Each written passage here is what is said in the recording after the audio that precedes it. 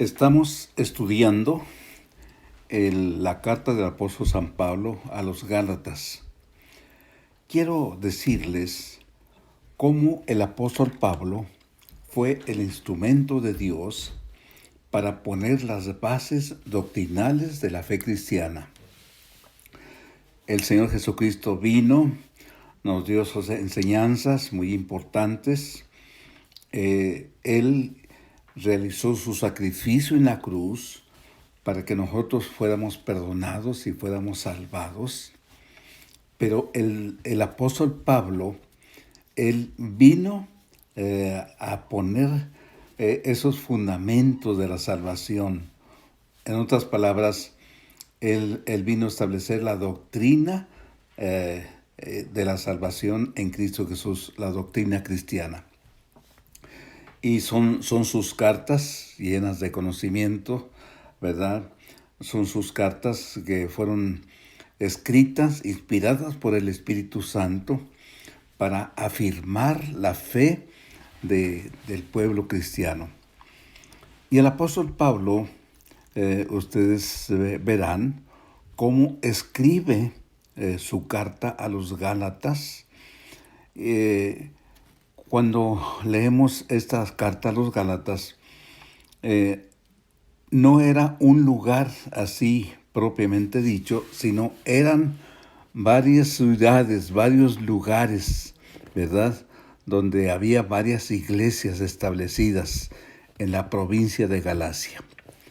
Ahora bien, ¿cuál era el problema que está tratando Pablo en esta carta a los Gálatas?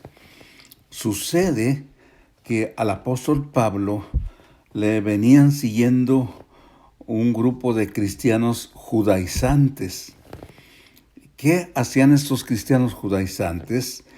Ellos trataban de que los nuevos cristianos no solamente aceptaran a Jesucristo, sino que también obedecieran la ley del Antiguo Testamento, o sea, la ley de Moisés. El apóstol Pablo, ¿verdad?, en su carta nos dice que el Antiguo Testamento, ¿verdad?,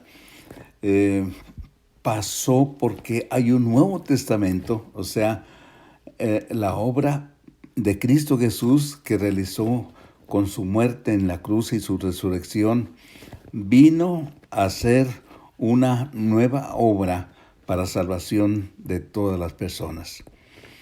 Por eso Pablo, aquí en su carta a los Gálatas, les llama la atención a los cristianos de esos lugares para decirles que no tienen que volver atrás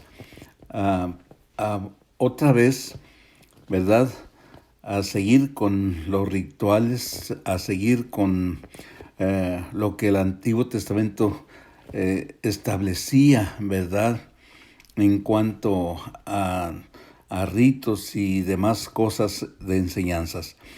Que todo lo que el Antiguo Testamento pasó fue una preparación para la venida del Señor Jesucristo.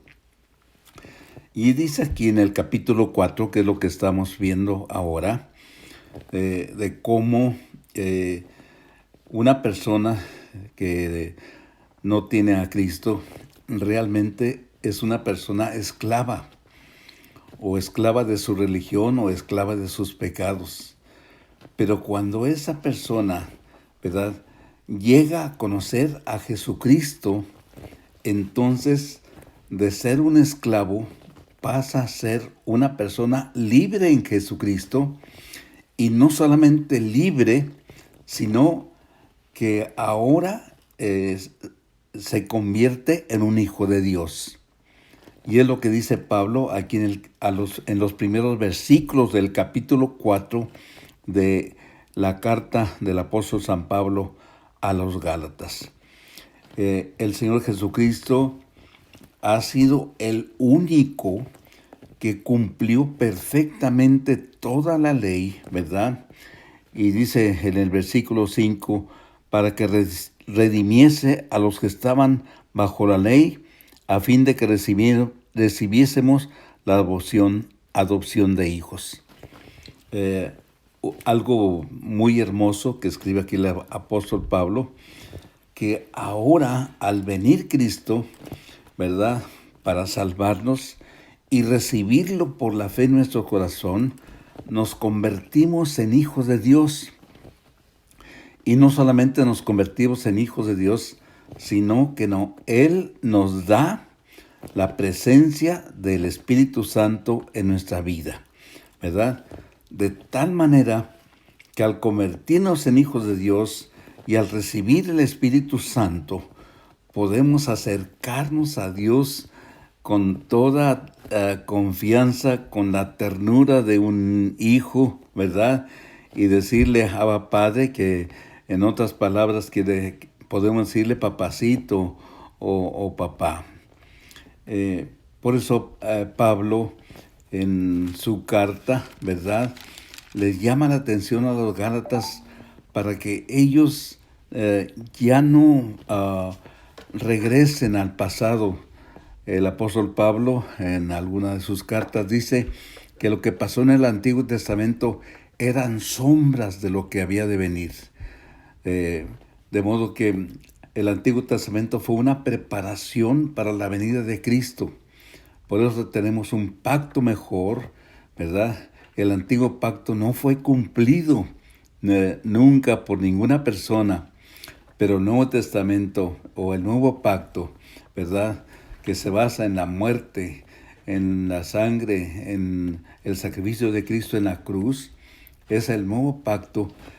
Para quien recibe a Cristo por la fe, se convierte en un hijo de Dios. Ahora bien, el apóstol Pablo habla de cómo los mismos judíos y todas las personas antes de Cristo eran esclavos de cierta manera.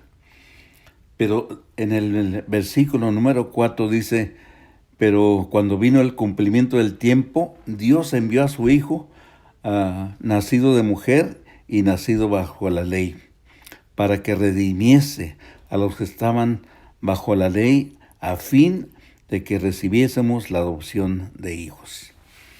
Pero cuando vino el cumplimiento del tiempo, en otras palabras, este versículo nos habla que Dios tenía un tiempo determinado para que viniera a nacer Cristo Jesús, nuestro Señor y Salvador.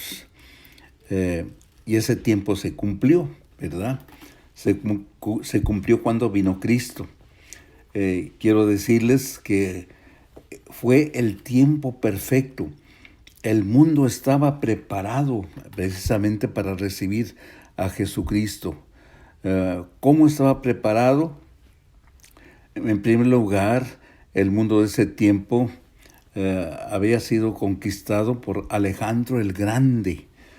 Y este emperador hizo que la lengua griega fuese oficial en todos los lugares, en todas las naciones de ese tiempo que fueron conquistadas.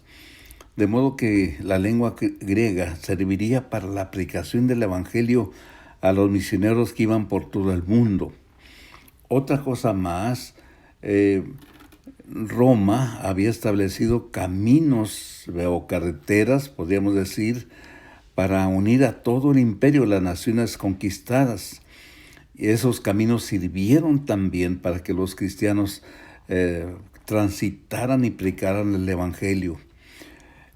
Y otra cosa más que podemos decir, que el mundo necesitaba un Salvador.